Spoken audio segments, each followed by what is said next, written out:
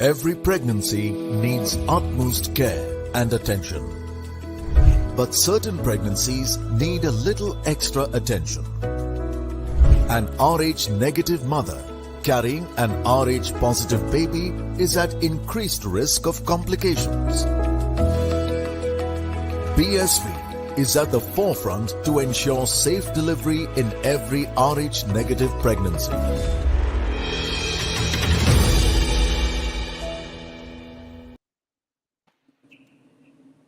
Hello and welcome to the outside view on the pre-show of the second match today. It's match 13 between South Africa and England. South Africa come on back of an undefeated start. Sunedis and her team have been doing really good for South Africa. When it comes to England, just backstage, Danny Van Niekerk was mentioning that they are a wounded animal, and they're coming after back-to-back losses. So it's really interesting to see that. I welcome on the show my two experts today, South African captain Danny Van Niekerk and former Australia cricketer and a World Cup winning player Julia Price. Welcome both of you to the show. The big news is South Africa has won the toss and chosen to bowl first. I'll take to Danny first. Are you surprised by the decision? Because what we are seeing is teams are not opting to chase. The only sure reason is whosoever is batting first is winning most of the games. Yeah, look, I am a bit surprised. I'm not there to see the conditions, and I mentioned in the previous previews and stuff that South Africa has been so reliant on their bowling in the last couple of games. They can't be too stuck on that the bowlers need to do the job, and they kind of need to win games for them. So it's good to see that maybe South Africa is challenging themselves and hopefully playing the conditions. Again, it is a bit of a surprise, but it's a World Cup and you kind of have to step up in all facets of the game. And today they really need the batting to click against, I guess, a very good England side, even though they haven't been going well. I think, as you mentioned and as we mentioned, is beware the wounded animal. They at the moment have nothing to lose, so they're going to come hard at every single team that they're going to play going into the next couple of games. They're going to come hard on every single team. I'm going to take to Julia now. Julia, England, not the greatest of starts to the tournament, defending champions. The big change we are already seeing, Lauren Winfield-Hill is out of that team. Daniel Wyatt is shifted to the top of the order. The one change into that team is what we expected. Charlie Dean comes into that particular squad replacing Winfield-Hill. Your thoughts on that? What England needs to do now? Yeah, I mean, I think that was the sort of change we thought was coming, and we just didn't know when it was going to come. And unfortunately, I feel a little bit sorry for her because, the catch that Lauren Winfield-Hill just couldn't take a trick and got out to that absolute specky from Deandra Dotton there at point. Probably anyone else she may have dropped, but that's cricket, unfortunately. But I'm really pleased to see Charlie Deans come into the team. At Mount Maunganui, it's a turning pitch, so it'll be good for spinners there. We've seen that so far. And she also is quite handy with the bat as well, and probably lengthens their order a little bit as well. I like the fact that Danny White's gone up to the top of the order. Again, I feel that she could nearly just be given a bit of a free rein, bat a little bit like she does in the T20s when she opens, and just get them off to a bit of a flyer and just play with that freedom. Obviously, Amy Jones, she hasn't got a very good record against Ishmael, so I'm sure they'll just try to hold her off a little bit longer to see if they can leave her in that middle order and get her getting some confidence up and trying to get some runs out of Amy Jones somehow. So probably why the reason that they put Danny White up in the top order. But I feel that England, they've played Australia and the West Indies so far. Australia, obviously, the number one ranked team. So if they'd beaten them, it would have been a really good start. And they only just lost to Australia. So I thought they played pretty well in that game. And they sort of fell over just before beating the West Indies as well. And West Indies have sort of shown that they're the form side of the tournament other than yesterday. But I just feel that, at that stage, I think England are actually still playing quite good cricket. They just haven't learnt how to just do that extra bit to get over the line to win games. So today, when maybe being an absolute must win, Is against South Africa today. That might be the need to get them over the line, and the motivation that they require to just work out how to win games. That's probably the motivation that they require. They've already strengthened their bowling attack. They're playing an extra bowling all-rounder today. I'll come to Dane there. Dane, are you okay with that change? I know you would want to see Amy Jones up there at the top of the order. Probably not against South Africa. But Daniel Wyatt is going to be that Lizelle Lee factor, which now England have at the top of the order. Because if she does well, it's going to be problematic to any team. Yeah, I think Julia hit the nail on the head. I think that's probably what White's job's going to be, is to get them off to a fly and put the South Africans under pressure. Just coming off 100 and stuff, White hasn't been as comfortable against Shabnam Ismail and Marizan. So that was the interesting part when I saw her going at the top, because of the history there. But I mean, maybe because, like Julia mentioned, the freedom that just gives her, that opportunity to kind of take the game to South Africa and to Marizan and Shabnam. And so I think it's a good move, because at the moment what they've been doing hasn't been working, and the flip side at the moment with South Africa as well, what they're doing is not working 100% for them. So seeing that change is good, and then seeing Charlie Dean come in, I 100% agree again with Julia, where she's first of all handy with the bat down the order, and she's a very good spinner. We saw that in the 100, and we saw her in the recent series as well for a country. So and the wicket does take spin, so you kind of need that as well. You kind of need that as well. The England openers, Beaumont, it's kind of that kind of a situation wherein Beaumont has been one of their best players in the last few years, since 2015-16 season. But finally, they've now pushed. So they played 3 years with Wyatt, got in Winfield Hill after last February. The only 2 series was the time Winfield Hill came at the top of the order, now dropped. Wyatt comes back. But does that kind of put a problem to that lower middle order, which Wyatt was kind of there? So, Julia, do you feel now they've put themselves in a spot wherein Catherine Brunt, who's not basically in the best of forms with the bat, will have to finish the innings for them as and when required? I think Brunt's going all right with the bat, actually. I think she got a decent score against the Aussies, and yeah, she didn't get one in the last game, but at the same time, I think she goes all right. But at the same time, I think leaving it up to Catherine Brunt isn't the way that England should be worried about. They need Amy Jones to be getting runs. They've also got, obviously, Sophia Dunkley. She's been going pretty well also. So they've got a few options in there. And like I said, Charlie Dean will sort of come in there. It's probably bat slightly differently to Danny Wyatt, but at the same time can still hold a bat.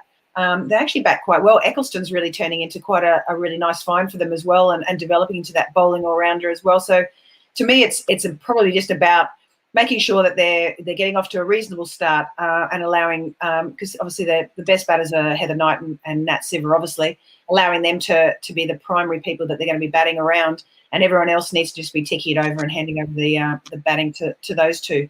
So, and that's the point of having a top order. They're supposed to be in the engine room, and they're supposed to be the ones that are getting the runs and not leaving it up to your 9, 10s and 11s if you can help it. Obviously, it's great if they can knock it over, as I said, just knock it around and get those ones and get them back on strike. But to me, I think it's a much better side in the way it is. I agree with Danny with regards to why it can be a little unpredictable at the top of the order against the new ball against, in South Africa, they've got an amazing attack in Ishmael and Cap, and obviously Ibonga Kaka has been doing fantastic as well. So it'll be a challenge, but at the same time, England had to change something, and I'm glad to see that they're doing that. Glad something they're doing. Let's see the playing 11 that we have today. We've discussed most of it, but it's always good to put on screen and let the viewers see.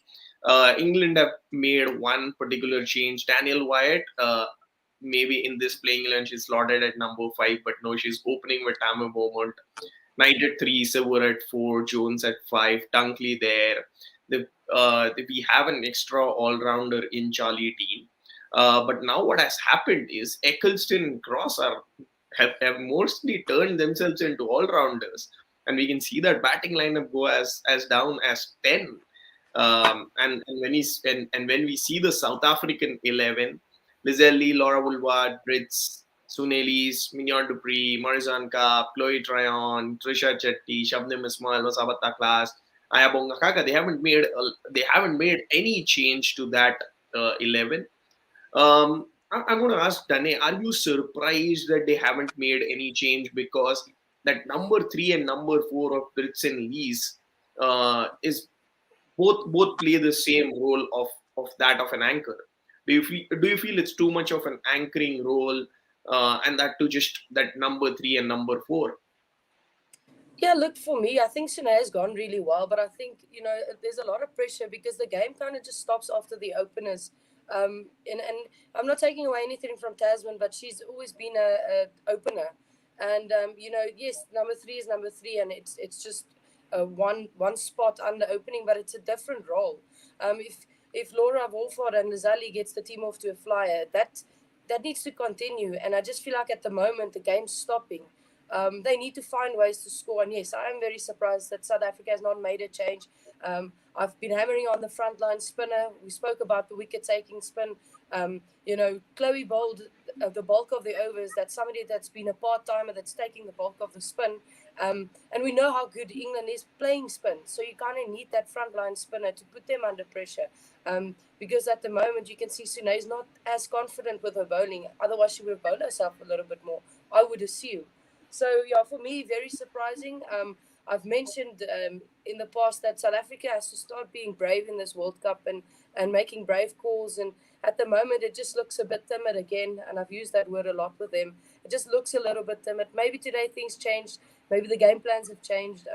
Obviously I speak to Marizon a lot, and I haven't been speaking to her as much because they had a lot of meetings. So hopefully they got their plans in place, and in that regard, they become a bit more brave and taking the game to the opposition. So Dane Wanika would have liked to see a specialist spinner come in for maybe Tasman Brits. Everyone shifts a bit up the order. Sunili's at 3, Mignon Dupree at 4, Kaap at 5. So that would have been the batting order, Dane, if that is what I understand from your end. Julia, do you feel that's the same case with you, or you would have given Tasman Brits another go? Well, I think the fact that South Africa have won 2 games, it might be just hiding the fact that they have been a little bit weak. They're one of the lowest in the power plays. They're only going at 3.2 at the moment, so it's not.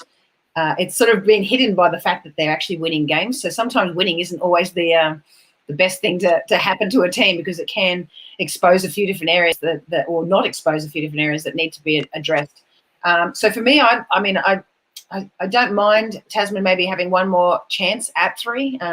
It can be pretty tough, and we saw that with Lauren Winfield Hill. She got plenty of opportunities, and sometimes that's what players need to really just get into their role. But I'm okay with her having one more game potentially. But I agree with Dane.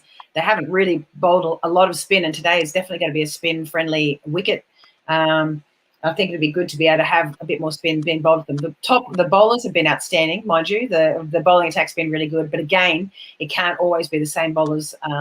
It's sort of people for different pitches, and at the moment, maybe they just need a slightly more diverse sort of group of bowlers in order for them to be able to get attacks out a little bit sooner.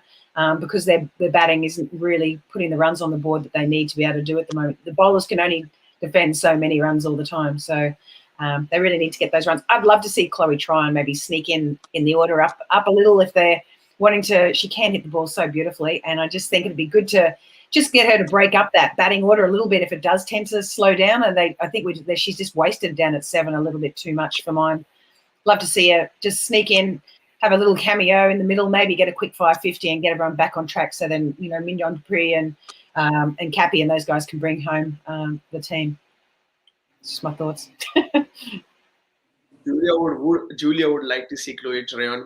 Everyone would like to see, because she brings that energy, those six hitting abilities, which probably no one else in the world can get you there. Let's come down to that, because South Africa is bowling first. Let's come down to that bowling attack. We all generally talk about Marizan Kaap and Shabnim Ismail, but Ayabonga Khaka has been their best bowler right now, in terms of the wickets taken.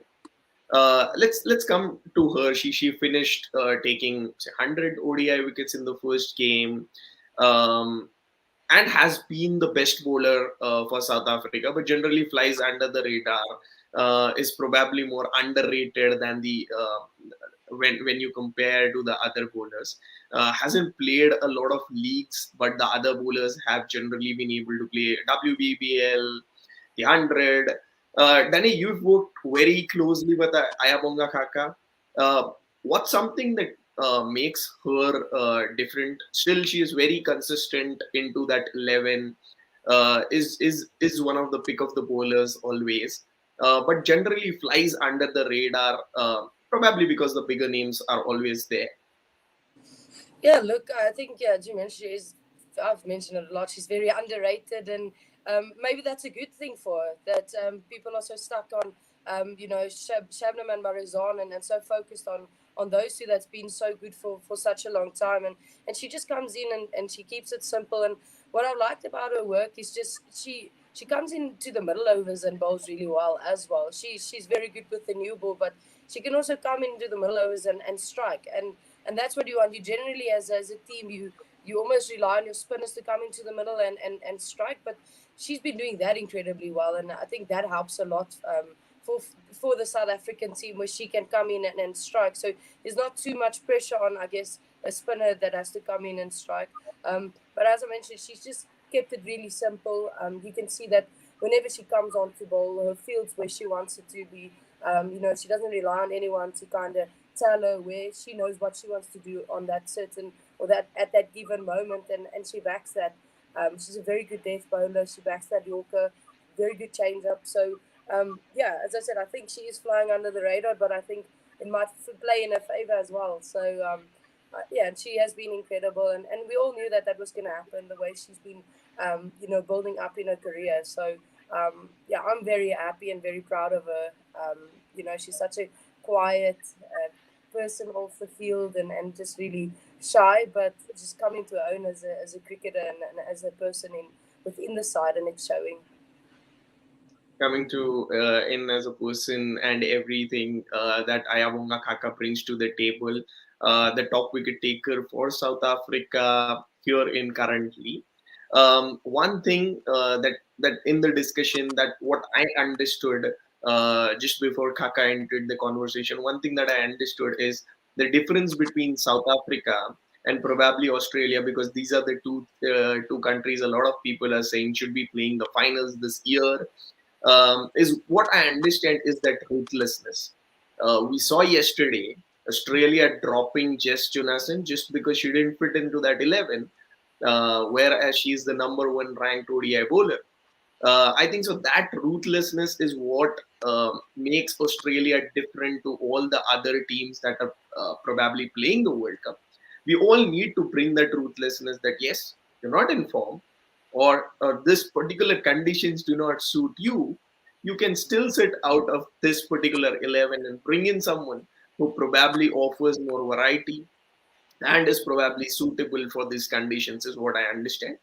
Let's come down to that bowling lineup. We all know it's probably a spin track that we will see today. One particular but South Africa miss out on a specialist spinner, is what we've already discussed. Chloe Trayon has bowled a certain number of overs into that lineup, but we've all kind of missed seeing a lot of Sunellis. Julia, do you feel that Sunellis needs to be messaged and told she already has 100 ODI wickets plus to her name, and she's not that particular bowler who doesn't know how to bowl at an international level? Yeah, probably. And I think also the thing is, now that she's captain, sometimes it's difficult to know when to put yourself on or to put yourself ahead of other bowlers. It's that you've got to be a little bit selfish and sort of step away from that role for a moment to see when's the best time to bring on a spinner. So whether that's the problem with Sune not bowling herself as much, but I'd love to see her bowling more. I think Chloe Tryon's been doing a great job, but she's not really a wicket taker. She's been containing. It's been excellent in the fact that they're holding up one end. But if you're doing that, you've got to have the pressure on at the other end at the same time, and that hasn't really been the case at some stage. So I think, yeah, bringing Sune on, having a leg spinner is always a bonus to have in your team, and they're always extremely useful. And like I've said, this pitch does like to take spin, so it'll be handy having a spinner on. And even if sometimes a spinner doesn't even have to land it and they get the wickets. You sometimes can buy that one that gets belted out to mid-wicket, and at the same time, it's still just that surprise ball. But I just think, yeah, she just needs to get some overs in, get some confidence, maybe have a chat to the vice captain and really have a plan about, and the coach, and have a plan about what's the best time to bowl myself. I'm just a bit confused as to when I should be coming on and what the situation is and when do I, so it doesn't appear that I'm just bowling myself because I'm the captain. I'm bowling myself because it's the best time to bowl the leg spinner. Danny, you worked a lot with the coach. Does the coach get involved in the on-field decisions, or is it only solely on the captain and that leadership group on the ground who are going to take most of the decisions there on the field? No, look, Hilton is he's always given me free reins as a captain. That's why I am captain. They kind of have to trust my judgment on the field. Certainly off the field, we speak about tactics and we speak about what we want to do and just kind of formulate a blueprint. But Julia knows, everybody knows that the game doesn't go the way you kind of expect it. That's the beauty of the game. So he's been incredible. I've loved captaining, under him as a coach because, yeah, he's given me free reins and, he's always backed the decisions I've made. And sometimes I made the wrong decisions, but the nice thing is we'll have a conversation afterwards. He's not like a fighter, like a conflict. There will never be conflict. You always want to just find out. He's a lot more relaxed character. So I think, with Sune, I assume it would be the same. I don't know if it changed a little bit just because of I won't say inexperience, but just with that regard. But she's got a lot of people around her as well, and I think Hilton will allow the seniors around her to also just have some inputs. I can see a lot on social media that her and Chloe has really created a nice bond, and that's good for the team, that the captain and the vice captain is growing closer, and I can see that they're talking to each other quite often on the field as well. So I think Hilton would leave that to that, and maybe just ask the questions afterwards. Let's just hope Chloe, just like Chloe is bowling a lot, Chloe puts that thing to Sune that you need to bowl. Go there, take that ball, and just put some leg spin to it. We're soon up there for the match. I think so. 5 minutes away from the first ball. Let's come down to that predictions. Julia, kind of a must-win game for England. South Africa won 2, but they won it against Pakistan and Bangladesh, who were like the lower ranked sides and still had close games. So South Africa have not won comfortably against a top ranked side yet. They're playing first. They're playing. Of course, England is still not ranked above them in that ICC rankings, but they're still defending champions. Maybe one of the contenders for their top 4. Do you feel it's going to be another South African day? It's going to be another close game for them, or do you feel England is just going to come there and say, "Okay, boss, we've done with whatever has happened till now, and now it's the time that we're going to show why we are the defending champions"? Yeah, I mean, I think England are going to win today. Sorry, Danny. However,